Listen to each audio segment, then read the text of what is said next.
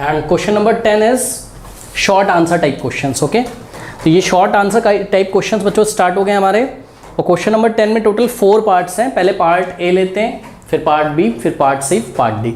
तो part A देखिए, question number 10 देखिए क्या है, कह रहा है, कह रहा सजेस्ट सेपरेशन टेक्निक्स। देखिए आपने सेपरेशन टेक्निक्स पढ़ी हुई हैं क्लास में, और जिन बच्चों को मैं बार बार कह रहा हूँ कॉन्फिडेंस नहीं है, चैप्टर के कॉन्सेप्ट नहीं आपके क्लियर हैं, ऐसा नहीं कि इस चैप्टर में रटना है, इसमें कॉन्सेप्चुअल चैप्टर है, बहुत बढ़िया चैप्टर है, नीचे लिंक दिया हुआ है, चैप्टर को अच्छी तरीके से पढ़ लीजिए तो क्वेश्चंस बनेंगे बच्चों। ओके, तो suggest separation techniques 1 would need to employ the separate the following mixtures। Okay, तो आपको नीचे बच्चों कुछ मिक्सचर्स दिए होंगे और उन मिक्सचर्स को सेपरेट करने की टेक्निक का नाम आपको लिखना है। तो मैं फटाफट यहाँ पे आपको करवाता हूँ। देखिए पार्ट 1 मरकरी एंड वाटर। ठीक है, अब देखिए बच्चों, मरकरी एंड वाटर का क्या कॉन्सेप्ट है। वाटर तो लिक्विड होता है, ये तो सबको पता है। ठीक है, और मरकरी एक ऐसा मेटल है जो रूम टेम्परेचर पे लिक्विड फॉर्म में पाया जाता है, आपको पता होना चाहिए बात। मरकरी एक ऐसा मेटल है जो नॉर्मल रूम टेम्परेचर पे भी, मतलब जैसा भी ये रूम टेम्परेचर है, हम लोग नॉर्मली इतने ही टेम्परेचर जो होता है 25-27 डिग्री सेल्सियस पे भी वो लिक्विड के फॉर्म में होता है। तो मरकरी केवल एक ऐसा मेटल है जो लिक्विड के फॉर्म में होता है, ये आपको पता है। तो ध्यान से चेक करिए, ये वाटर भी क्या है, लिक्विड है। ठीक है, और मरकरी भी क्या है, लिक्विड है। और पता है दोनों कैसे लिक्विड है, देखिए दोनों लिक्विड की खासियत सुनिए, दोनों इमिसिबल लिक्विड है, मिसिबल नहीं है, इमिसिबल है। इमिसिबल लिक्विड क्या होते हैं, जो मिक्स नहीं होते हैं।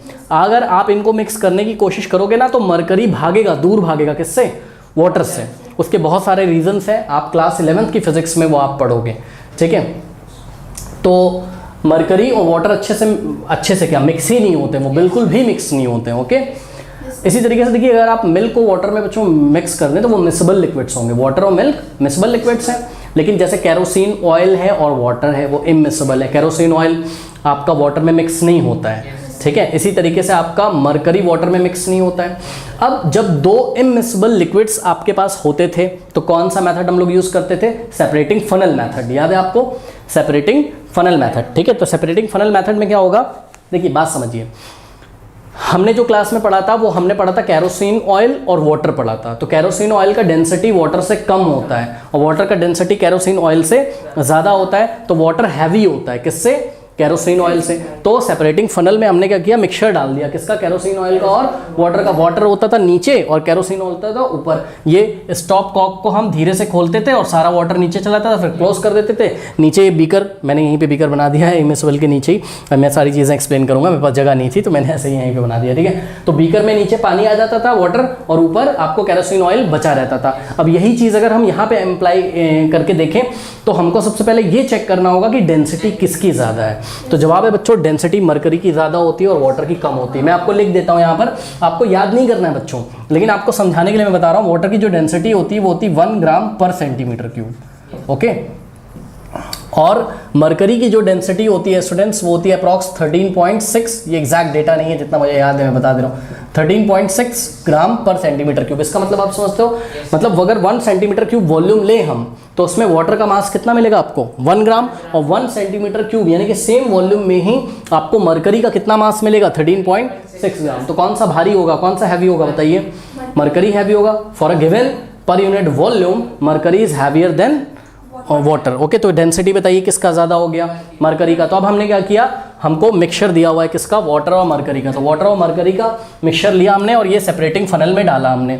ठीक है, डालने के बाद इसको हमने थोड़ी देर के लिए छोड़ दिया। यहाँ स्टॉप कॉर्क लगा हुआ है, ध्यान से चेक करिए। ऊपर हमने लिखा है ये ब्लू कलर से लाइटर लिक्विड और ब्रैकेट में वाटर लिख दिया। लाइटर मतलब जो हल्का लिक्विड है वो ऊपर आ जाएगा।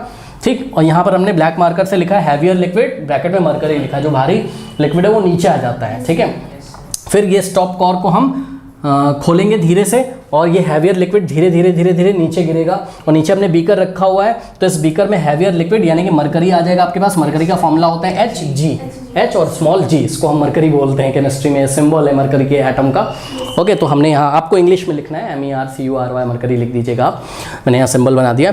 तो मरकरी आपको नीचे मिल जाएगा। देखिए मरकरी चमकता भी है, शाइनी नेचर का होता है। तो आपको जब यहाँ से स्टॉप कॉक आप खोलोगे तो आपको क्लियरली दिखेगा जब तक मरकरी नीचे नहीं आ जाता है ना। और फिर जब ये बाउंड्री पे पहुंच जाए यहाँ पर, मतलब जब पानी आने लगे तो थोड़ा सा और खोल के नीचे गिरा देना, ताकि जो एक लेयर था जहाँ पे दोनों मिल रहे थे वो बिल्कुल से नीचे गिर जाए, बीकर के बाहर, बीकर हटा देना वहाँ से, तो आपको प्योर वाटर ऊपर मिल जाए और प्योर मरकरी नीचे मिल जाए। तो इस तरीके से आप कर सकते हो कि नहीं कर सकते हो। आप एग्जाम में क्या लिखेंगे, ये तो बातें आपको समझ में आ गई।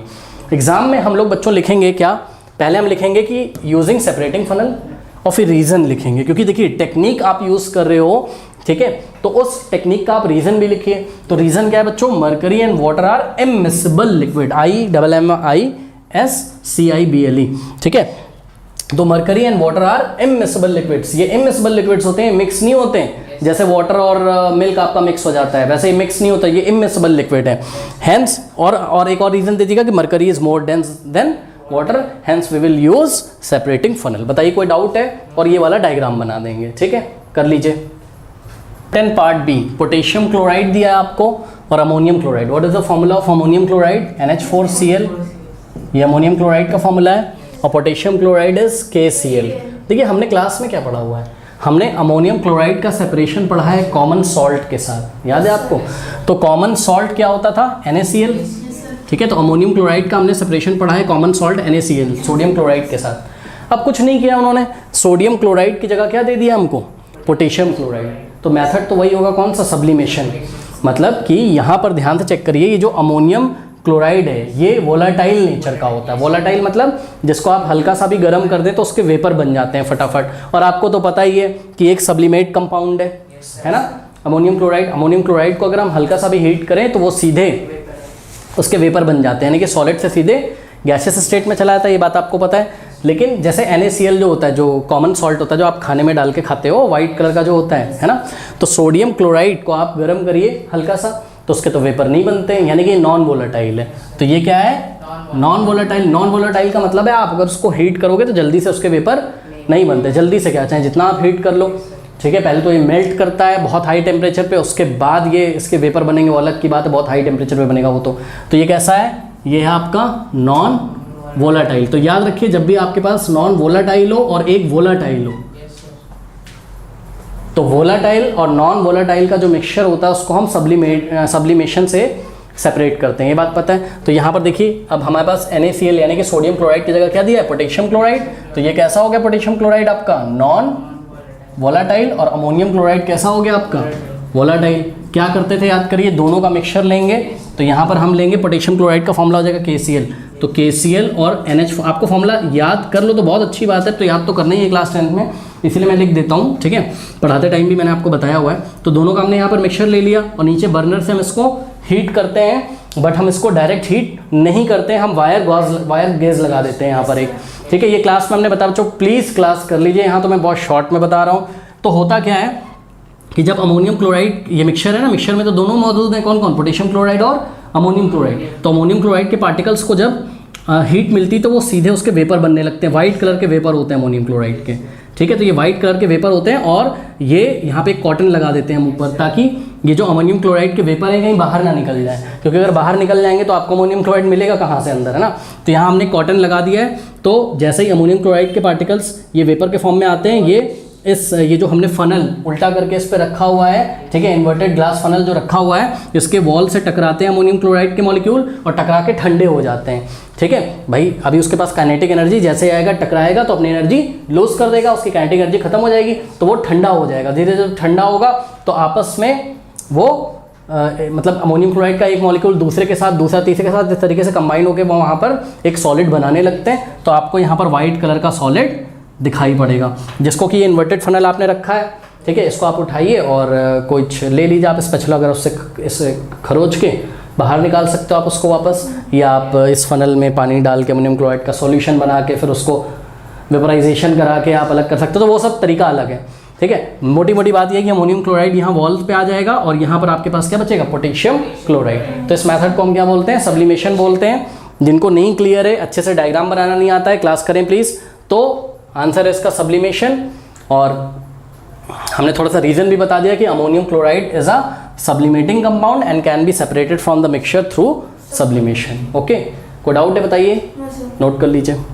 स्टूडेंट्स क्वेश्चन नंबर 10 का पार्ट सी देखिए। कॉमन सॉल्ट है, कॉमन सॉल्ट वही नमक NaCl सोडियम क्लोराइड, ओके।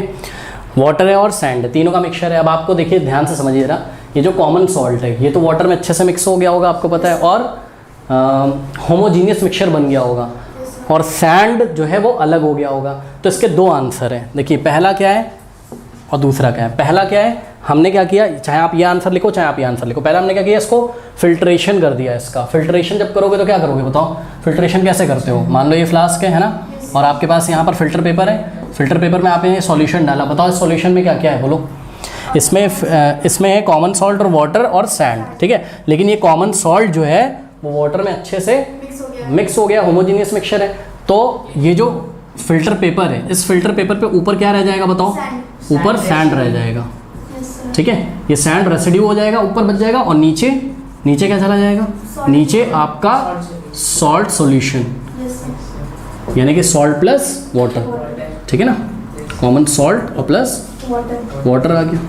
तो ये सैंड तो अलग हो गया, इसको आप क्या करो, इवेपोरेट कर दो, मतलब सैंड को ले जाके रख दो कहीं पे, इस फिल्टर पेपर को रख दो। तो सैंड में जो भी अभी वाटर के पार्टिकल लग के उसको गीला करके जो रखा हुआ है, तो वो वाटर के पार्टिकल्स इवेपोरेट होके अपने आप हट जाएंगे, ठीक है। तो सैंड आपको यहाँ पे एक ड्राई सैंड मिल जाएगा, ठीक है। तो ये हो गया आपका क्या, ड्राई सैंड, ठीक है। इसीलिए हमने यहाँ पर क्या लिखा है, फिल्ट्रेशन फॉलोड बाय इवेपोरेशन। अब नीचे ये जो आपके पास सॉल्ट सॉल्यूशन बचा हुआ है, ठीक है, तो इस सॉल्ट सॉल्यूशन का हम क्या करेंगे बताइए। इस सॉल्ट सॉल्यूशन को हम इसका हम डिस्टिलेशन कर देते हैं, ठीक है। डिस्टिलेशन प्रोसेस आपको याद है, थोड़ा सा मैं याद दिला देता हूँ। मैं बार बार कह रहा हूँ कि जिन बच्चों को कॉन्सेप्ट नहीं क्लियर है बच्चों, जाके पहले क्लास करिए। डिस्टिलेशन में क्या होता था देखिए, डिस्टिलेशन में हम यहाँ पे सॉल्यूशन ले लेंगे, पूरा तो एपरेटस में यहाँ पे बनाऊंगा नहीं, पर फिर भी आपको समझाने के लिए यहाँ पे हमने क्या ले लिया, सॉल्ट सॉल्यूशन ले लिया, और यहाँ पे कुछ ऐसा एक एपरेटस होता था, याद है आपको, ठीक है। और यहाँ एक तरफ से कोल्ड वाटर आता था और एक तरफ से हॉट वाटर निकलता था। तो यहाँ से हम ठंडा पानी डालते हैं, तो ये जो कंडेंसर होता है जो इसको कंडेंस करता है, मतलब पहले आप इसको बर्नर से गर्म करिए। जब आप इसको बर्नर से गर्म करोगे तो क्या होगा, ध्यान चेक करिए, वाटर के वेपर बनने लगेंगे। तो वाटर के वेपर इधर जाएंगे और कंडेंसर में यहाँ से कोल्ड वाटर आ रहा है, तो कोल्ड वाटर क्या करेगा, वाटर वेपर को लिक्विड में चेंज कर देगा, और इस लिक्विड को यहाँ कहीं हम कलेक्ट कर लेते हैं, ठीक है ना। और यहाँ पर क्या बच जाएगा, सॉल्ट बच जाएगा। बात समझ में आई कि नहीं। लेकिन हमको क्या करना है, हमको ऐसा नहीं कि लगातार इसको गर्म करते रहना है। जब लास्ट में हमको दिखने लगे कि थोड़ा सा सॉल्ट बचा हुआ है, दिखने तो लगेगा ही ना वाइट कलर का, क्योंकि सारा पानी तो यहाँ पे आ गया लगभग। तो ऐसा नहीं कि जब इसमें थोड़ा सा पानी बचा हुआ है तब भी आप उसको गर्म ही करे जा रहे हो। अगर आप गर्म कर दोगे तो सॉल्ट डिकम्पोज भी हो सकता है ना। वैसे तो ये कॉमन सॉल्ट है, ये जल्दी डिकम्पोज नहीं होता है, वो अलग बात है। लेकिन कोई और सॉल्ट अगर दिया हो तो कॉमन सॉल्ट डिकम्पोज नहीं होगा। कॉमन सॉल्ट तो पहले मेल्ट होता है, उसके बाद, समझ रहे हो बात को।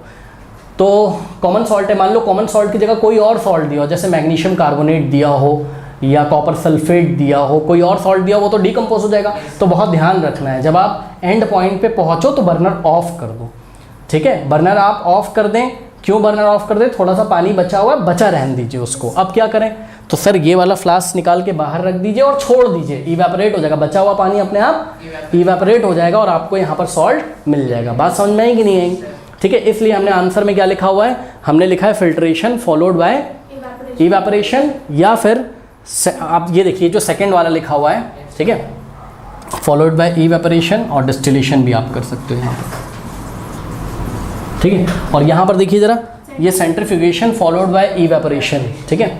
तो सेंट्रीफ्यूगेशन में क्या करते थे, याद करिए, हम टेस्ट सेंट्रीफ्यूग पढ़ाया ना मैंने क्लास में। सेंट्रीफ्यूगेशन में क्या होगा, सॉल्यूशन को सेंट्रीफ्यूगल मशीन जो आती है उसमें रख देंगे। तो ये सेंट्रीफ्यूगल मशीन होती है, ये देखिए ऐसी है ना, ऐसी होती थी, याद है। इसमें हमने सॉल्यूशन को डाला और ये टेस्ट ट्यूब जैसे इसमें सिस्टम लगे होते हैं, और ये बहुत ही हाई फोर्स के साथ घूमेगा, और जब हाई फोर्स के साथ घूमेगा तो बाहर की डायरेक्शन में एक सेंट्रीफ्यूगल फोर्स लगता है, और सेंट्रीफ्यूगल के फोर्स के कारण जो हैवी आपका ऑब्जेक्ट होगा, हैवी ऑब्जेक्ट तो नहीं बोलेंगे हम, मतलब जो भी मिक्सचर में हैवी सब्सटेंस होगा, यहाँ पर क्या है, सैंड, वो सेंट्रीफ्यूगल फोर्स की हेल्प से बाहर आ जाएगा, ठीक है। तो सेंट्रीफ्यूगल फोर्स की हेल्प से सैंड यहाँ आ जाएगा, यहाँ आ जाएगा, यहाँ आ जाएगा सैंड। अब इसको धीरे से मशीन को जब रोकेंगे तो आपको कुछ ऐसा दिखाई पड़ेगा, कैसा, बस मैं एक टेस्ट ट्यूब से आपको समझा रहा हूँ। यहाँ सैंड आ गया और यहाँ क्या होगा, वाटर प्लस सॉल्ट, मतलब सॉल्ट सॉल्यूशन होगा। अब धीरे से इसको हम बाहर निकाल लेंगे और यहाँ सैंड बच जाएगा और जो सॉल्यूशन निकलेगा यहाँ पर उसको हम उसका डिस्टिलेशन कर लेंगे। ठीक है, बात समझ में आई कि नहीं आई? ठीक है, तो इस तरीके से हम इसको करेंगे। नाउ डी पार्ट देखिए, कैरोसिन ऑयल है, वाटर और सॉल्ट है। ठीक, तो देखिए एक बात बताऊँ मैं आपको, वाटर और सॉल्ट का सॉल्यूशन मतलब समझो जरा, क्या किया, पानी लिया, पानी में थोड़ा सा नमक डाला, अरे कॉमन सॉल्ट ले लो, नमक डाल दिया और कैरोसिन ऑयल डाल दिया, मिक्स कर दिया, बताओ क्या होगा? एक बार बताऊँ, वाटर तो वैसे ही कैरोसिन ऑयल से डेंस होता है और जब आपने उसमें नमक मिला दिया तो उसकी डेंसिटी और बढ़ जाएगी। बात समझ में आई कि नहीं आई? तो इसका मतलब जब आप ऐसे इसको स्टिर करोगे, हिलाओगे और देखोगे तो आपको ध्यान से दो सेपरेट लेयर दिखाई पड़ेंगी, ऊपर आपको कैरोसिन ऑयल दिखाई पड़ेगा और नीचे वाटर। तो बताइए 2 इमिसिबल लिक्विड्स हो जाएंगे ना, एक तो वाटर का जो सॉल्ट सॉल्यूशन है वो आपको नीचे दिखाई पड़ेगा और ऊपर कैरोसिन ऑयल दिखाई पड़ेगा। कैरोसिन ऑयल की डेंसिटी जो है कम होगी, किससे कम होगी? वाटर सॉल्ट सॉल्यूशन से। ओके, वाटर के जो सॉल्ट सॉल्यूशन बनाया, वाटर की हेल्प मतलब सॉल्ट और वाटर की हेल्प से जो हमने सॉल्ट सॉल्यूशन बनाया है उससे, तो कैरोसिन ऑयल आपको ऊपर मिलेगा और वाटर का जो सॉल्ट का जो एक्वस सॉल्यूशन है, एक्वस सॉल्यूशन मतलब वाटर के साथ मिलाया गया जो सॉल्यूशन है, बनाया गया जो सॉल्यूशन है वो आपको नीचे मिलेगा। ठीक, तो इमिसिबल लिक्विड है, तो बताओ इमिसिबल लिक्विड है तो क्या करेंगे बताओ? Separating funnel. तो स्टेप नंबर 1, सेपरेटिंग फनल से पहले हम क्या करेंगे? हम जो सॉल्ट सॉल्यूशन है वो कैरोसिन ऑयल को हम सेपरेट कर लेंगे। कैरोसिन ऑयल आपको कहाँ मिल जाएगा बताइए? ऊपर फनल में, और जो सॉल्ट सॉल्यूशन है वो नीचे बीकर में मिल जाएगा। मिल गया? तो यही बात हमने यहाँ पर लिखी है, देखिए, separation by using separating funnel to separate what? Kerosene oil. अब आगे हमने लिखा है फॉलोड बाय इवेपोरेशन और डिस्टिलेशन। मतलब समझो जरा, ऊपर ये जो आपका सेपरेटिंग फनल था इसमें क्या है बताओ? कैरोसिन ऑयल, और नीचे जो फ्लास्क था आपका उसमें क्या है?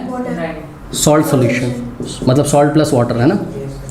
ठीक है, अब क्या करेंगे? ये जो बीकर में सॉल्ट सॉल्यूशन है, या तो इसको इवेपोरेशन कर दो और या तो इसका डिस्टिलेशन कर दो। देखिए हमने क्या लिखा है? इवेपोरेशन और डिस्टिलेशन, फॉलोड बाय इवेपोरेशन और डिस्टिलेशन। ऐसा हमने क्यों लिखा है? देखिए, इवेपोरेशन एक लेंदी प्रोसेस होता है, मतलब टाइम टेकिंग प्रोसेस होता है। अगर आप इसको इवेपोरेट होने के लिए छोड़ दोगे तो काफ़ी टाइम मिलेगा। वाटर के पार्टिकल धीरे धीरे 3-4 दिन में इवेपोरेट होके, क्योंकि इवेपोरेशन सरफेस फिनोमेना होता है, आपने चैप्टर नंबर 1 में पढ़ा है। तो जो लेयर है सरफेस की, मतलब सरफेस पे जो लेयर है, एक लेयर पहले इवेपोरेट होगी, फिर दूसरी, तीसरी, इस तरीके से करते करते काफ़ी दिन लगेंगे और सॉल्ट नीचे बच जाएगा। बात समझ में आई? तो ये हो जाएगा। और डिस्टिलेशन तो मुझे एकदम बेस्ट लग रहा है, बिकॉज डिस्टिलेशन में आपके पास पूरा एपरेटस होता है, और जब पूरा एपरेटस होता है डिस्टिलेशन में भी हमने आपको दिखाया था, तो आपको वाटर बिल्कुल अलग फ्लास्क में इधर मिल जाता है। ठंडा होने के बाद जब वाटर वेपर बनते हैं, है ना, उसको आप कूल करते हो, जब वो कंडेंसर से पास होता है कोल्ड वाटर सेंड करके, तो यहाँ पर आपको वाटर बिल्कुल सेपरेट मिल जाएगा। और फिर से वही ध्यान रखना है कि आपको क्या करना है? लास्ट में बर्नर को बंद कर देना, नहीं तो ये जो सॉल्ट है वो डिकम्पोज भी हो सकता है। अगर हल्का फुल्का सॉल्ट होगा ये, अगर कॉमन सॉल्ट तो वैसे बहुत ही मजबूत होता है, वो आयनिक बॉन्ड होता है उसमें सोडियम क्लोराइड में, वो आप आगे क्लास 10 में पढ़ोगे, वो डिकम्पोज नहीं होता जल्दी। लेकिन कोई और सॉल्ट होगा तो डिकम्पोज भी हो सकता है, इसलिए फाइनली बर्नर को बंद कर देंगे और लास्ट में जो बचा कुचा एक्वस सॉल्यूशन होगा, एक्वस सॉल्यूशन मतलब पानी प्लस सॉल्ट, उसको हम इवेपोरेट होने के लिए थोड़ी देर के लिए एक दो दिन क्या 4-5 घंटे में हो जाएगा, उसके लिए छोड़ देंगे। कोई डाउट बताइए? तो इस तरीके से हमको सिंपली यहाँ पे आंसर करना था, तो हमने आंसर कर दिया। ओके।